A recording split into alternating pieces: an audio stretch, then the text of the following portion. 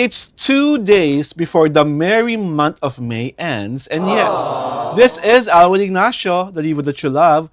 Together with me is my kamaring Ultra Maldita. Hi, this is Alex Brosas. And you are watching the Saturday episode of the TT Show. Tarayan at Talakayan Showbiz Edition. Mara, anong pakiramdam mo nang makatapos na ang Mayo? Ikaw ba ay nakapag Santa Cruzan? Nakapag Flores de Mayo? Eh nakakita ka na naman ng mga binatilyong tinutuloy? None of the above. Oh my God! Di ba pag Merry Month of May, yun ang mga estariray ng mga kaganapan? Flores de Mayo, Santa Cruz na Pero mga... ako, I was once, I once participated dun sa mga bading na, okay. sa gala. Oo. Alam mo, Santa Cruz na mga Becky. oo, alam mo, nakakaloka. Ano ka, Reyna, ano ka? Parang nothing, walang reyna. Just one of those sa galas? Basta, wala naman kaming ganun eh. Walang ganon. To be fair to the basta rumata ka, nakagang ka, nakamuher. Oo, nakamuher. Drag queen kung drag queen. Oo, I was, Ilang taon ka niyan? how long ago was that? Basta matagal na. Ang naalala ko, I was the only one, habang rumarampa, hawak ko yung cellphone ko. Kasi di ko maiwan sa mga badi, baka Malos Valdez, di ba? Parang, ay, hindi ko alam, parang magturo-turuan, di, wala ka no. So, hindi, wala pang noon, wala pang camera. Basta hawak ko siya. Ako naman may Santa Cruzan experience. Super ancient to. I think I was about 6 years old. Hi! Diyos ko. Ano pa ako noon? Konsorte. Little boy of 6. Tapos nakatandaan ko, nakasuit ako ng gray. One of these days, papakita ko sa iyo yung picture. Tapos, babae ang kapartner ko. Ay, parang gusto ko masuka. Konsorte ako at 6 years old. At ito ang hindi ka suka-suka. Kasi may namula ang pisngi. Ay! Diba? Sino? Ang nakakaloka dito, blind item lang to mula sa isang entertainment portal. Nung pinasa sa X, ang mga bakla sa X, ang mga dalahira, ang mga katkatera, ang tatapang. Pinangalanan. Ang bortang aktor, pinangalanan at itinago kay TJ Marquez. Naku, crush ko pa naman siya. Ay, sinasabi ko na nga ba eh. Kapwa ko, mahal ko ka eh. Crush ko lang naman. My God, Tapos, sinabi mahal ko. Ang dahilan kung bakit namula ang pisngi niya sa isang okasyon ay ang lalaking grower. Si Ron Angeles. Na minsan sa buhay ni TJ Marquez ay nakasama niya sa isang BL series. Ano yun? Ben meets... Basta ang kapartner niya doon si Jerome Ponce. Si Ron Angeles doon sa BL na yon, yung parang delivery guy, na kyondi kunyari yung character ni TJ Marquez. Pero si TJ, hindi niya type si Ron. Ito ang nakakalakong kwento. Basta BL talaga master ka. Yes. Talagang hindi nakakawala sa'yo. Yes. Lalo na, nangyari yung lahat ng panahon ng pandemya, di ba? Ganon? Oo. Pinagkakabisihan ko talaga BL. So what happened was, makarelate. sa entertainment portal, ang first paragraph, tungkol nga dito kay bortang aktor na nung nabalita ang may mga lumalabas na scandals, wala siyang pakialam. Tapos nung nalaman niya na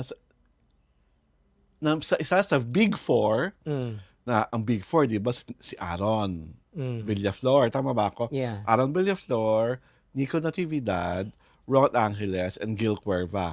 Sila yung Big Four. Nung nalaman niyang kasama sa equation, yung isang nasa Big Four na si Ron Angeles, pero si TJ, biglang naging interested. At ang nakakaloka, bukod tangi yung scandal lang ni Ron ang pinanood. Anong makasabi mo sa kapangahasan niya ni TJ Marquez? Wala siyang pakialam sa video ni Aaron, ni Gil, ni Nico. Si Ron lang ang gusto niyang panoorin. Makatarungan ba yan, Mars? Yeah, people have biases. Ayun ang bias niya si Ron. Si Ron. So he cannot go wrong. Ay, ang witty nun! With Ron Angeles, you can never go wrong. Diba? Yun nga naman, diba? Kasi sa lahat ng mga nakapanood at nakasaksi ng video, Ron Angeles is a grower. Ano ang ibig sabihin ng grower? Sa unang tingin mo, akala mo, duty-free Philippines. Pero pag nabuhay ang ugat at bangkay, isa, dalawa, may sasampaling ka na. At ito nga, itong si Bortang aktor na si TJ Marquez at si Ron Angeles, nagka-out of town project pala. And they share the same bedroom. Oh. And they share the same bed na queen size. Ay. In fairness, kay TJ, nirespeto niya si Ron. At nirespeto rin siya ni, vice versa ang respetuhan. Walang nangyaring kamay ni Hilda. Akala ko parang versatile. Wala. Walang nag-flip-flopping.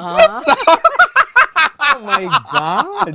Kung saan na napunta. Walang nag-flip-flopping. Buti na lang we discuss intelligently. Yes. Otherwise, So walang nangyaring very gross. Walang nangyaring baligtaran, walang nangyaring eskrimahan, walang naglaro ng martial arts, fencing. walang nag-fencing, walang nag-kendo, walang gano'n. Ang hindi mo lang may tatatwa kasi physically, 'di ba, mga lalaki naman pag umaga nabubuhay ang bangkay. Pareho raw nagkaroon ng buhay na bahagi ng kanilang mga katawan. Yung dalawang lalaki magkatabi sa kama, pero wala talagang nangyari. Ano lang yun, morning wood Morning lang. wood. Oo, di ba? Tapos, Nataniwala ka naman. ayun ang kwento ng nasa portal, di ba? Hindi, ang tanong ko at naniwala ka naman. Siyempre, hindi ako maniniwala dahil malisyosa ako, marumi ang pag-iisip ko, at pag ako talaga, lalaki katabi ko, tapos may morning wood, alam mo na. Kasagpangin ko na ang tubo. Ay, loko, nagkakapilang ko ako. Oh my God. So, hindi ko alam kung pumangas ng tubo si TJ Marquez, kung nagpaubaya si Ron sa kanyang tubo, o kung talaga namang wholesome lang sila. Nagkatitigan lang, tapos nagkahiyaan na. Diba? At in a recent event, nagkita yung dalawa. Diba? Kita, event, parang sila nakasuit, ang pogi-pogi. Itong si Ron, umaakting, umaakbay-akbay. So, nung nakita ng mga otoko sa paligid, umaakbay-akbay si si Ron kay TJ. Si TJ, biglang namula yung face. Nag-blush. Na parang nagdudumalag ang 18-year-old. Inakbayan pa siya lalo ni Ron. Lalo siyang namumula yung face. Bakit natingin mo namumula ang face ni TJ pag inaakbayan siya ni Ron Angeles? Ano na? Bakit namumula ang piskin ni TJ Marquez pag inakbay siya ni Ron Angeles? At hindi niya pwede itanggi, may larawan sa X na pinablish. Nakitang-kita talaga, ang tamis-tamis ng ngiti niya, kitang-kita talaga yung rosy ang kanyang cheeks na hindi filter, hindi magic ng AI. So bakit siya namumula pag si Ron Angeles ang umaakbay sa kanya? There's a rush of adrenaline. Oh, adrenaline lang ang nag-rush? Oh, there's a rush of adrenaline because probably he wanted to be in the company of Ron na na-achieve niya because of yung event na yon, di ba? Or probably there's another probability na talagang crush niya si Ron. Of course, that's probability naman, di ba? I'm not saying it's true, I'm not saying it's the way it is. We're not declaring it as a categorical statement. Probability po ito. At kung sakali rin namang may crush si TJ Marquez kay Ron, wala namang masama, di ba? Oo, meron namang man crushes, di ba? Yeah. Kasi sino ba mga man crushes mo?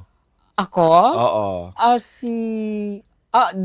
Foremost of which is si Matranillo III. Oh, yes. Kasi ibang mukha. Oo, talaga. Transferable. Alam nyo, kung nakita nyo po si Matt Ranillo during his prime, 80s, no? Ay, grabe po kapugian nun. Iba yun. Iba. Yung paglalaki, gwapo. Pag naging babae, napakaganda. Alam mo, dalawa lang silang may ganung para sa akin. Matt Ranillo and Paulo Ballesteros. okay. Yung paglalaki mukha gwapo. Pero pag ginawang babae, Diyosa. Oo. Ang nakakaloka kay Matt Ranillo, ang anak niyang si Krista, mas maganda siya. Diba? Kaya nung nakita ko yun sa pictorial, nag-PA ako kay Isabel Ribas, Diyos ko, hindi ko alam kung paano ako gagalaw. Okay. So bago ko i-reveal ang aking mga man crush, pakibasa muna ang ating isang letter sender, Mare. Basa! Maribel Lazo, pag puro pera at pride ang pinairal mo, tatanda kang mag-isa. Your skin will go wrinkled, your beauty would fade, and you will end up with no one. Sacrifice kung talagang mahal mo, but mo iisipin ang pride at ibang tao. Just go for love, go. Parang feeling ko, solicited advice kay Bea. Oo. Diba? From GNG, overhyped and overrated si Catherine Bernardo.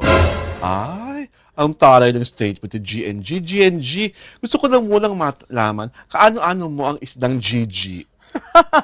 Yung totoo. Basa, Mare. Marlene Cada, di naman sobrang katalinuhan ni Mark. Oh. Average lang according to someone close to him. Since taga Quezon province lang po ako, in a town na malapit sa Lucena. So she was referring to Lucena Mayor Mark Alcala. Kasi I think we remember in our last show, hinabi natin na sana naman mag-throw ng intelligence si Mark Alcala sa kanyang girlfriend na si Catherine Bernardo. So, wala namang palang masyadong ito-throw. According to the letter sender, ay!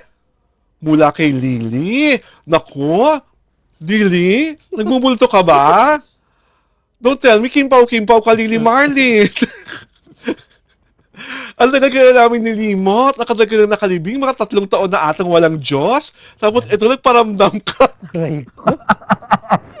Sabi ni Lily na parang bida sa Wag Mong Buhay ng Bangkay, wala nga kayong balita about Kimpaw. Pero paday naman ang pasaring nyo. Pero tuloy nyo lang yan. Dapat consistent kayo na walang balita about sa kanila, ha? Opo. Consistent po kami kasi sa linggong ito, wala na naman kayong maririnig tungkol sa Kimpaw. Pero ngayon, hindi na namin sila parurunggitan. Pangangalanan pa namin silang palaos na. Ito po si Albert Ignacio, ang Live That You Love. Kasama ko ang aking kumaring Ultra Maldita. Hi, this is Alex Brosas. Ito po ang The Kitty Show. Tara yan at halakayan Showbiz Edition.